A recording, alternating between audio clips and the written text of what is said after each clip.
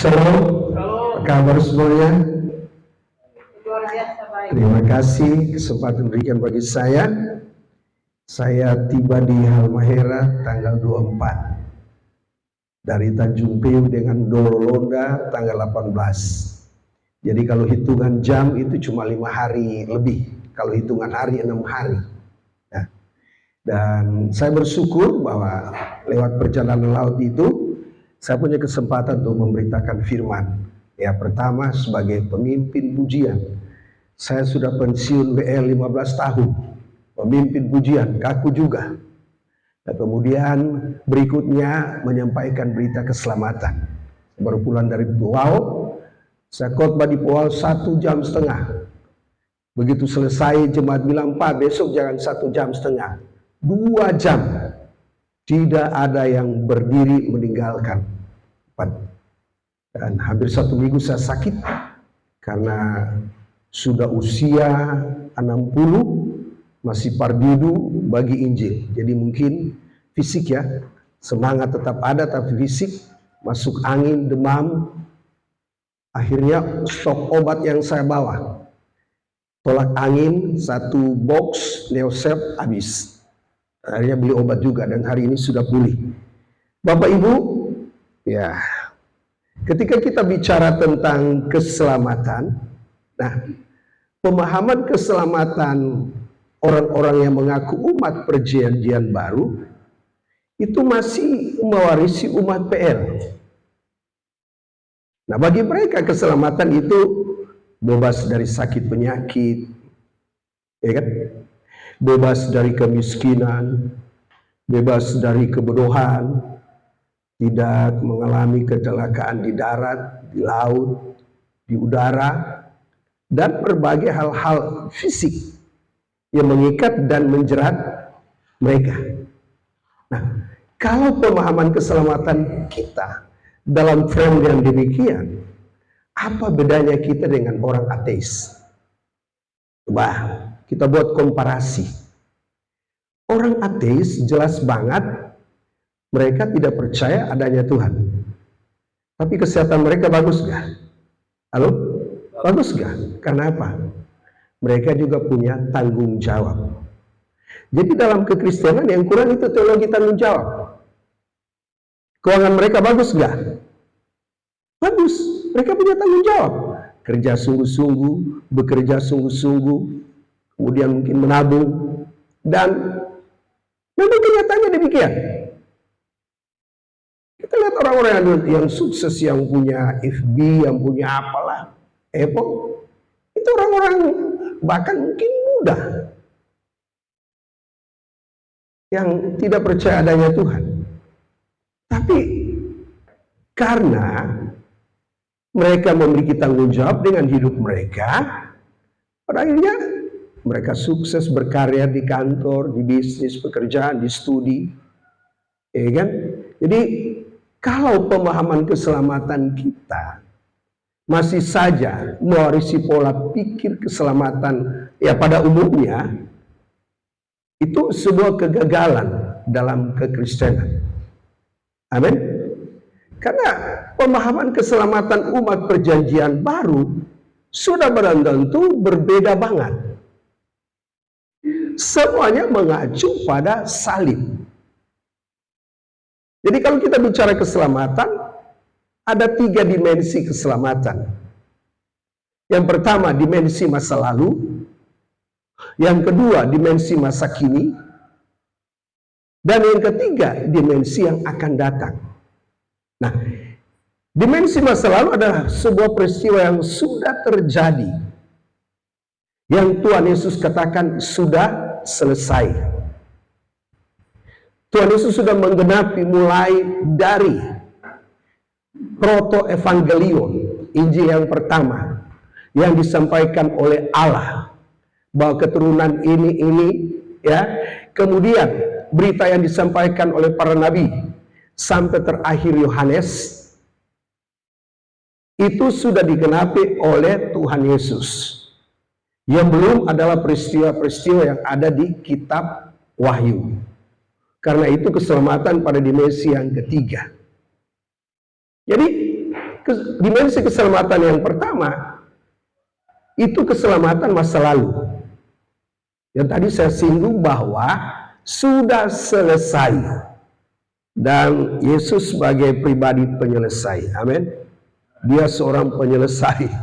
Dan ketika dia mencapai salib, aduh, kalau lihat dalam Ibrani pasal 12, bantahan dia abaikan, hinaan dia abaikan, caci maki dia abaikan, cuma fokus salib, salib, salib, salib. Karena untuk itulah tujuan dia hadir. Dan tadi kita gak bisa membalas kebaikan Tuhan, pengorbanan, tapi tahu dirilah. Tapi sebagai anak tebusan yang tahu diri, amin. Sebagai anak tebusan yang tahu diri, dia akan hidup untuk menyenangkan dan menyukakan. Sebagai anak tebusan yang tahu bahwa hidupnya bukan milik Tuhan, dia gak bakal hidup sesuka-suka hatinya.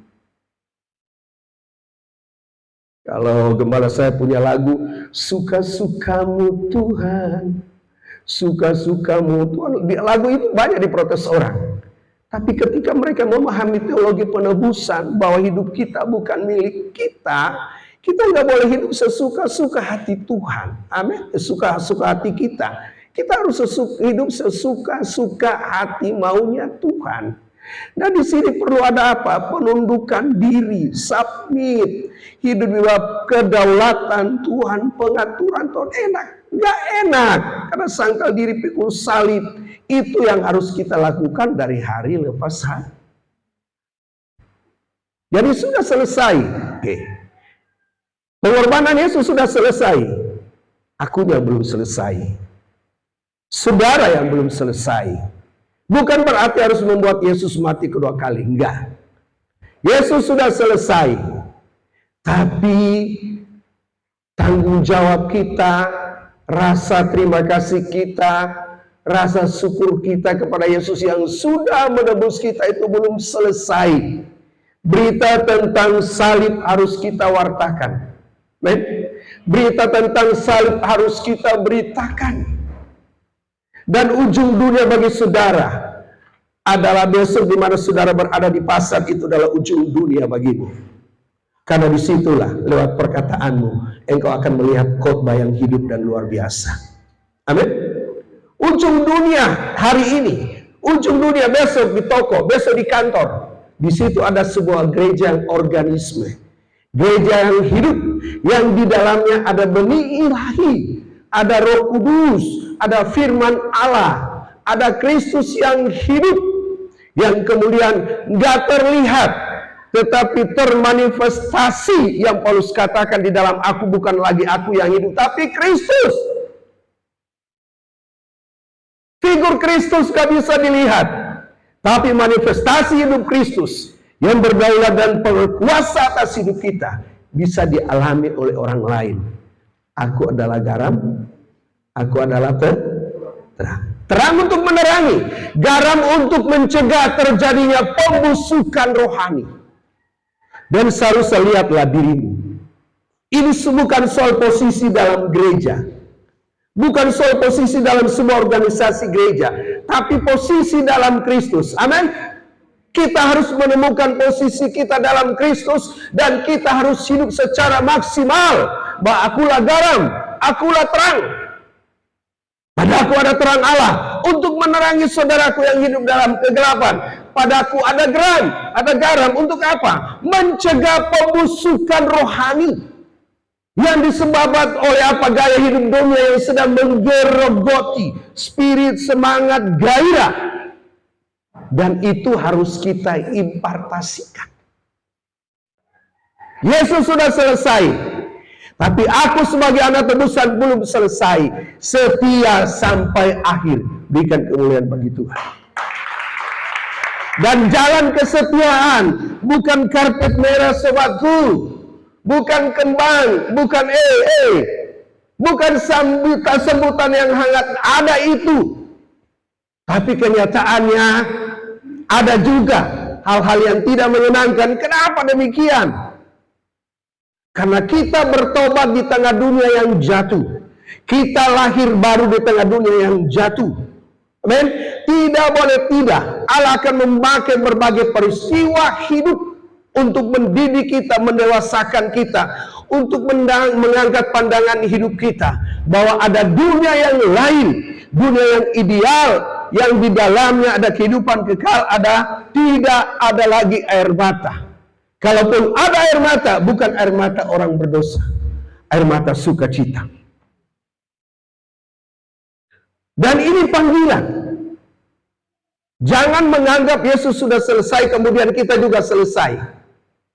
Penebusan sudah selesai, tapi berita penebusan harus terus diberitakan. Amin.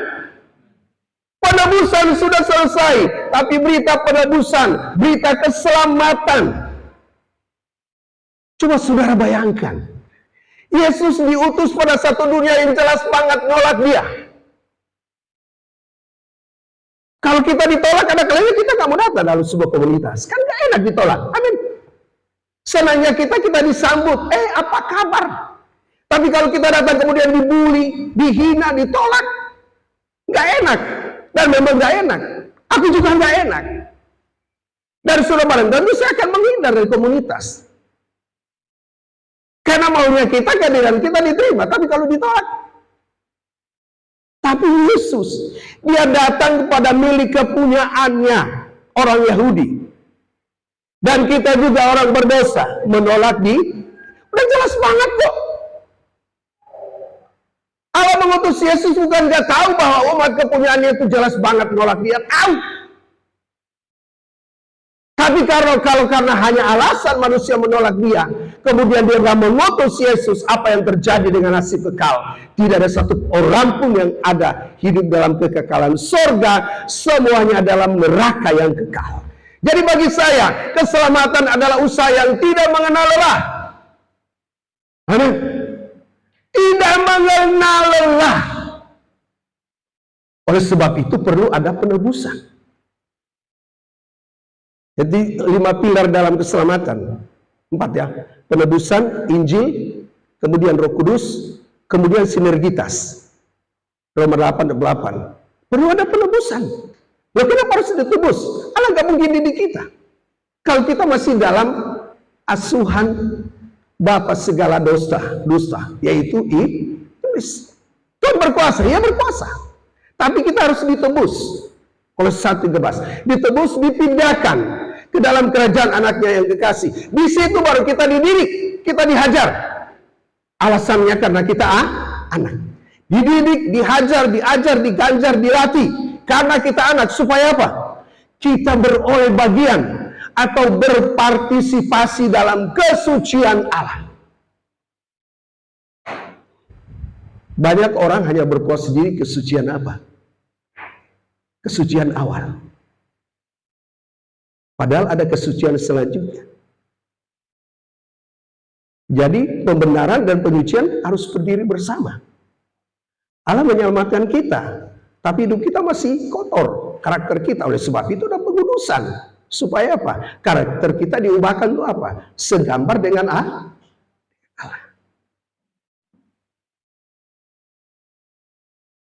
Kalau hanya alasan biaya, saya nggak mungkin datang.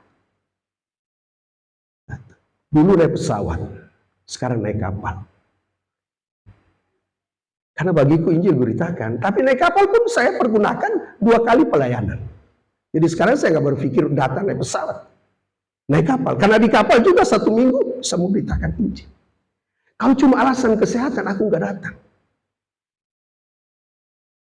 Juni yang lalu saya semaput, hampir putus napas. Karena saya nggak tahu kalau di Tobelo ini, kalau siang gini, habis pelayanan itu nggak ada rumah makan. Pagi-pagi saya cuma sarapan, biasanya kalau saya jalan, saya cuma bawa oatmeal. Sudah 5 tahun saya makan itu oatmeal, sarapan itu bisa sampai makan siang. Nah kemudian ini, sakit. Di pulau suara saya hampir nggak keluar.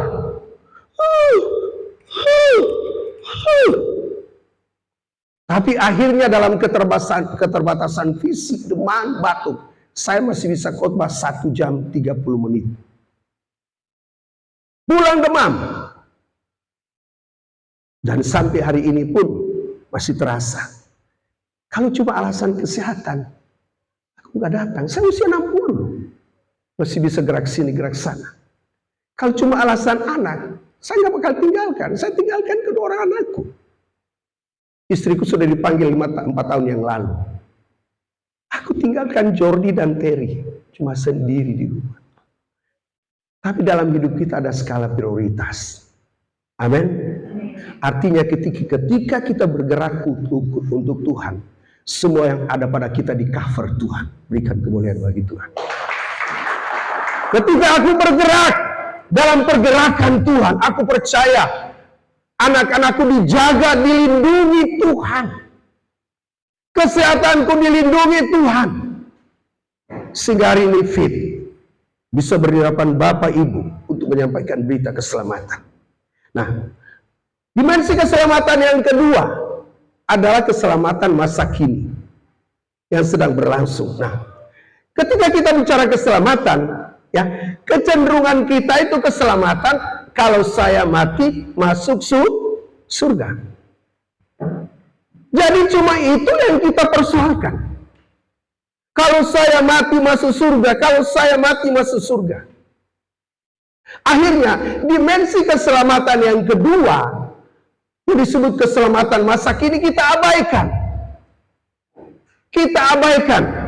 Padahal dimensi keselamatan yang kedua itu harus menjadi proyek primadona setiap gereja. Gereja nggak boleh bergeser dari tupoksinya, yaitu apa? Menjadikan manusia duniawi menjadi manusia Allah. Menjadikan manusia duniawi menjadi manusia rohani. Ini pekerjaan gereja yang paling pokok, yang paling utama. Jika gereja bergeser dari tupoksi ini, maka gereja kehilangan kuasa. Gereja tidak memiliki dampak efek yang luar biasa bagi dunia yang jatuh. Dan hari ini kita lihat, gak semua gereja seakan-akan kehilangan kuasa. Kehilangan kuasa, tidak berdaya menghadapi serbuan pengaruh dosa. Hamil pranikah, ya kan? Cerai dini, pacaran dini, hamil dini, nikah dini, cerai dini.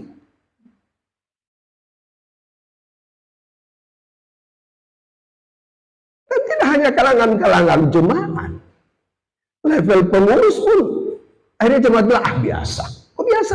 Ya, gembala saja cuma begitu, pengurus saja begitu. Dampak apa yang kita dapat sebagai seorang pelayan, sebagai seorang pengurus gereja? Kehilangan kuasa. Kenapa? Karena hidup kudus, suci, tiada bercela itu sudah menjadi barang langka. Bukan sesuatu yang dirindukan oleh setiap kita. Untuk hidup kudus, hidup suci, tiada bercela. Jadi kalau kita hanya fokus pada keselamatan, dimensi keselamatan yang ketiga, maka kita gagal untuk segambar dengan Allah. Kita gagal untuk serupa dengan Allah. Ya. Jadi kita ada dalam wilayah keselamatan masa kini. Nah, keselamatan masa kini dalam dimensi keselamatan yang kedua adalah usaha Allah untuk mengembalikan manusia pada rancangan semula Allah menciptakan manusia. Apa rencana semula Allah menciptakan manusia? Gampangnya begini. Usaha Allah mengembalikan kita pada Kejadian 1 ayat 27. Apa rencana Allah? Rancangan semula Allah menciptakan manusia. Kejadian 1, 26, 27 apa? Ayo. Ada kata yang penting. Apa? Seru? Berikan kemuliaan bagi Tuhan. Jadi keselamatan masa kini adalah usaha Allah untuk mengembalikan manusia pada rencana semula Allah menciptakan manusia. Serupa, segambar, sekarakter dengan Dia. Oleh sebab itu tadi saya katakan, tugas utama gereja cuma itu, tidak ada yang lain. Kalau mau. Tugas utama gereja cuma itu. Memanusiakan manusia menjadi manusia Allah. Bukan lagi serupa dengan dunia, tapi terus berproses menjadi serupa dengan Allah. Ya, untuk apa jadi orang Kristen kalau nggak ada perbedaan dengan dunia? Kalau Kristen sebagai agama, aturan manusia. Makanya manusia yang buatkan dari manusia oleh manusia dikembalikan ke manusia. Jadi kalau manusia yang kristenankan, dia marah. Tapi kalau kekristenan sebagai jalan hidup, Anda harus mengenakan cara hidupnya Kristus. Amin. Kekristenan sebagai jalan hidup, kita harus mengenakan cara hidupnya Kristus. Dan bagi orang Kristen yang tidak mau mengenakan cara hidupnya Kristus, dia tidak memiliki kekristenan yang hidup. Dia memiliki kekristenan yang mati. Nah, kenapa harus dikembalikan? Ada apa dengan manusia? Sehingga Allah harus mengembalikan manusia pada rencana semula Ia menciptakan manusia. Ada apa? Ada sesuatu yang rusak? Ada sesuatu yang berantakan dengan karakter? Ada sesuatu yang kabur dengan tujuan hidup? Ini yang perlu kita pertanyakan. Mengapa harus dikembalikan pada rencana semula Allah menciptakan manusia? Mengapa? Oke, kita berpikir sebentar. Coba. Tadi kan rencana semula Allah menciptakan manusia adalah serupa. Ini yang saya lupa singgung. Kemudian manusia jatuh dalam dosa. Kejadian pasal 3. Pada saat manusia jatuh dalam dosa, gambar Allah ingat, tidak memiliki gambar pribadi. Manusia memiliki gambar Allah cuma rusak. Nah, ketika rusak harus dikembalikan. Jadi jawabannya apa? Mengapa harus dikembalikan? Karena karakter manusia rusak. Amin. Karakter manusia rusak. Banyak orang pintar karakternya rusak. Karena apa? Tuhan hanya sebatas persetujuan logika. Belum sampai di pengalaman. Orang-orang yang studi teologi, mereka bisa berjam-jam di perpustakaan. Tapi coba aja berdoa setengah jam. Mereka sanggup nggak? Itu masalah. Itu masalah terbesar. Mereka bisa berjam-jam dalam ruang perpustakaan. Semua versi Alkitab mereka baca kuasai. Tetapi hanya sebatas persetujuan logika Tuhan. Belum sampai pada sebuah pengalaman. Karena kita orang Pentakosta. Dan kita orang Pentakosta. Iman itu tidak sekedar persetujuan logika. Tapi harus menjadi sebuah pengalaman. Berikan kemuliaan bagi Tuhan. Pengalaman tanpa kebenaran, ya sesat juga. Amin. Kan hari ini Tuhan ngomong. Nah, masalahnya bilang Tuhan ngomong, dia baca firman dah. Ayo. Udah gitu jemaat lagi. Ada pesan apa dari Tuhan untuk aku? Kasih dong nomor teleponnya Tuhan biar aku telepon. Pada gila semua itu. Tuhan ngomong. Tuhan bisa ngomong, iya. Bagi orang yang belum bertobat sama sekali, Tuhan bisa ngomong. Audible. Mungkin juga mimpi. Tapi bagi Anda yang sudah bertobat, jangan Tuhan ngomong secara audible. Baca tuh firman. Berikan kemuliaan bagi Tuhan. Lewat situlah bisa mengerti isi hati Tuhan. Dan memang ini masalah terbesar dalam hidup Kristen adalah karakter. Tolong dengar, ini ekstrim. Tuhan tidak tertarik menata kesembuhan fisikmu. Karena tanpa Tuhan pun orang bisa sehat. Amin. Jangan kaget. Tanpa Tuhan orang bisa sehat. Dan tubuh bisa menyembuhkan dirinya sendiri. Dari apa yang kita makan. Tubuh juga bisa membuat dirinya sakit. Dari apa yang kita makan. Nah, sekarang kita ambil yang benar. Tubuh bisa menyembuhkan dirinya sendiri. Apa kita makan berarti pola makan, pola hidup. hidup. Tanpa Tuhan, sehat gak?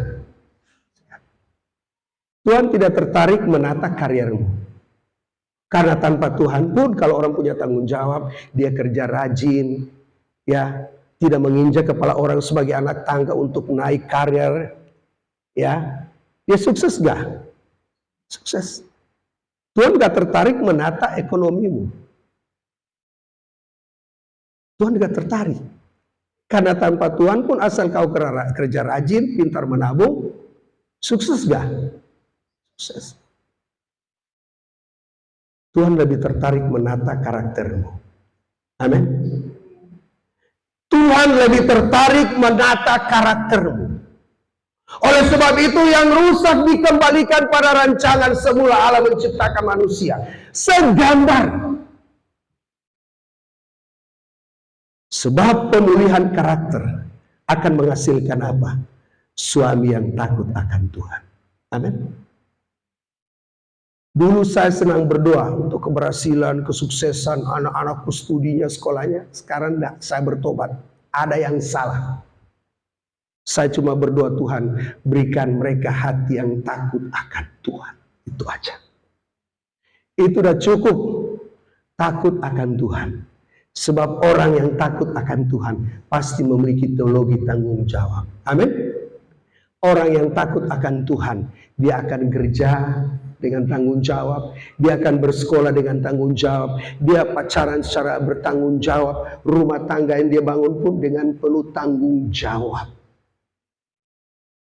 Orang yang takut akan Tuhan akan berkata, aku bukan pemilik dari semua yang ada bahkan hidupku, aku hanyalah manajer yang mengelola apa yang Tuhan percayakan. Dan hari ini rasa takut akan Tuhan itu sudah meluntur. Artinya, kalau anak-anak muda takut akan Tuhan, dia nggak mungkin pacaran secara kotor, secara sembrono. Amin? Tidak mungkin terjadi hamil pranikah kalau dia takut akan Tuhan. Amin? Hanya orang-orang yang tidak takut akan Tuhan, yang pacaran secara sembrono, menikah secara sembrono. Saya 5 tahun di penggembalaan, konseling pranikah. Di gereja saya 7 kali tatap muka. Setelah itu ada 100 pertanyaan. Pertanyaannya sama. Nah, begitu sampai pertanyaan, berapa anak yang Anda inginkan? Yang perempuan 3, yang laki-laki 2. Berarti hal-hal itu mereka belum bicarakan. Jadi ketika awal mereka ketemu saya di meja konseling, saya tanya, apa tujuan Anda menikah? Oh, punya keturunan. Apa tujuan Anda menikah? Punya keturunan. Kamu perlu tahu, anjir juga punya keturunan. Dogi juga punya keturunan. Babi juga punya keturunan. Ayam juga punya keturunan.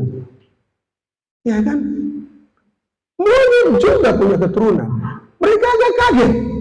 Kok Pak Pendeta ngomong begitu? Nah, ini yang nggak tahu. Seharusnya anak-anak yang lahir dari keluarga Kristen itu harus menjadi keturunan ilahi, berikan kemuliaan bagi Tuhan.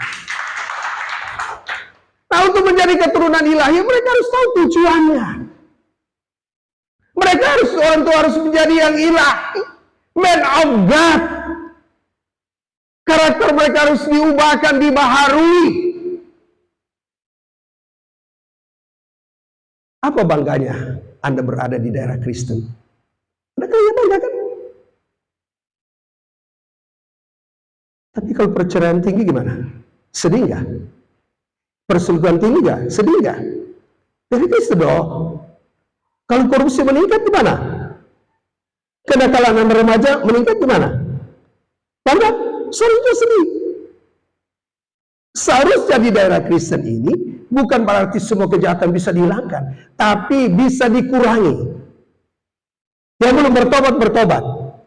Anak-anak yang dilahirkan dipersiapkan, dididik untuk mengenal Tuhan. Amin. Sehingga ketika mereka besar, mereka tidak akan melakukan penyakit masyarakat yang merugikan banyak orang. Dan ini tugas gereja. Kita ribut dengan soal sorga. Sehingga kita lupa mengerjakan keselamatan, sehingga apa? Kita menjadi sekarakter dengan Allah. Dan ini tugas pokok utama gereja, panggilan utama gereja untuk merubah karakter manusia, merubah manusia batinnya sehingga apa? Indah di pemandangan mata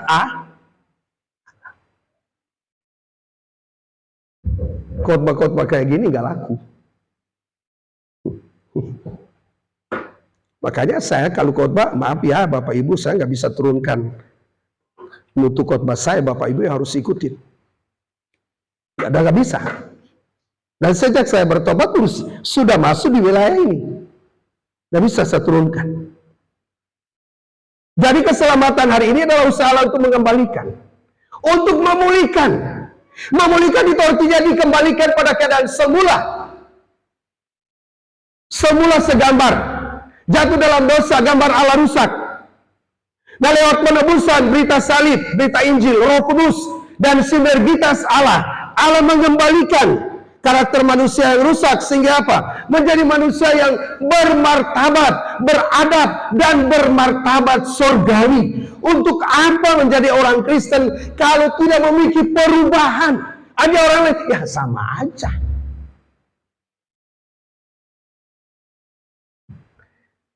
Pernah merasa tertantang dengan kesucian Tuhan?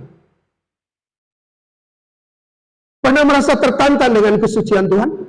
Seharusnya itu menantang kita. Berikan kemuliaan bagi Tuhan. Seharusnya itu menantang kita. Pernah merasa tertantang ketika Tuhan katakan anak manusia tidak punya tempat untuk meletakkan kepala? Seharusnya itu menantang kita. Bahwa dunia ini bukan zona nyaman kita. Dunia ini bukan zona nyaman kita. Kita akan digoncang, dibanting dengan berbagai peristiwa hidup. Sehingga kita tidak melihat dunia. Kita melihat dunia yang lain. Bahwa suatu saat aku akan dimuliakan dengan tubuh kemuliaan. Bersama dengan orang kudus. Ketika Allah mengangkat gereja Tuhan. Berbagai peristiwa hidup mulai membuka mata kita. Bahwa dunia ini bukan segala-galanya. Dunia ini bukan rumah kita. Aku cuma pendatang. Aku cuma perantau. Suatu saat aku akan tinggalkan dunia ini. Saya posting apa? Lahir apa? Nikah sudah. Punya anak sudah. Punya mantu sudah. Punya cucu sudah. Yang belum apa? Mati. 60. Tambah 10 tahun. Tambah lagi 10 tahun. Berarti aku bisa tambah 10 tahun, bisa lagi 20 tahun. Nah, 10 tahun ke depan bukan makin sehat. Amin? Karena secara natural, fisik manusia sudah tersentuh dosa itu apa? Menurun. Dan itu harus diterima. Aku sudah persiapkan diriku ketika suatu saat aku sakit, mungkin anak-anakku nggak ada. Yang satu sudah pergi ikut suami. Kan nasib orang tua. Nikah anaknya bawa suami.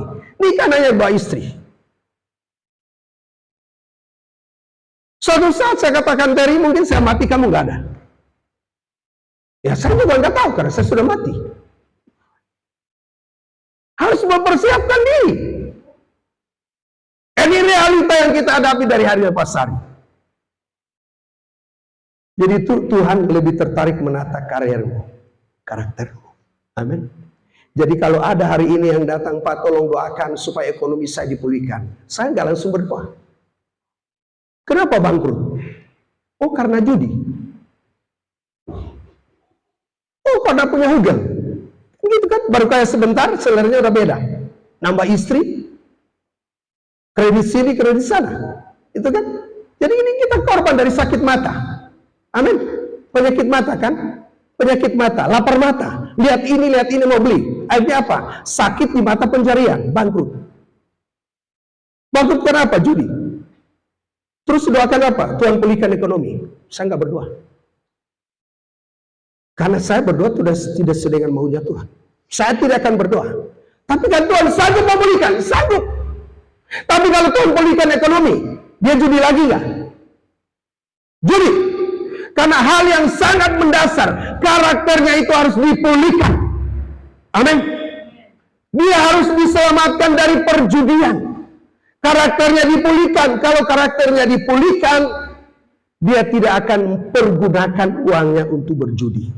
Jadi jangan berdoa untuk orang yang bangkrut karena judi supaya Tuhan pulihkan ekonominya.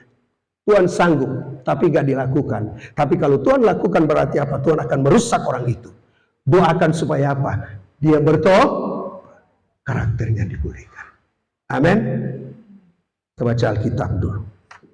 Saya kalau tidak baca Alkitab sering lupa dong, bilang bukan khotbah.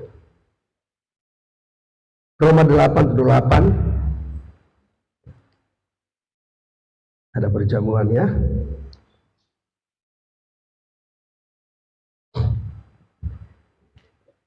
Kita tahu sekarang bahwa Allah turut bekerja dalam segala sesuatu untuk mendatangkan kebaikan bagi mereka yang mengasihi Dia, yaitu bagi mereka yang terpanggil sesuai dengan rencana Allah. Sebab semua orang dipilihnya dari semula, mereka juga ditentukannya dari semula untuk menjadi serupa dengan gambaran anaknya, supaya ia anaknya itu menjadi yang sulung di antara banyak saudara. Sinergitas, Allah turut bekerja, kita juga mau bekerja, mendatangkan kebaikan. Kebaikan bagi kita, bukan yang sakit sembuh, ruko tambah, uang tambah banyak, tidak. Tapi kebaikan di sini ayat 8:29, apa? Segambar. Jadi proyek primadona Allah merubah manusia sehingga menjadi segambar dengan Allah. Dan keselamatan dimensi yang ketiga, eskatologis. Ketiga apa? Kita menggunakan tubuh kemuliaan. Ketika sangkakala Allah berbunyi, yang mati dalam Kristus dibangkitkan, kemudian masih hidup diangkat bersama-sama untuk menyongsong Tuhan di awan-awan yang permai. Tuhan berkati. Amin. Iya, Pak. Kasih.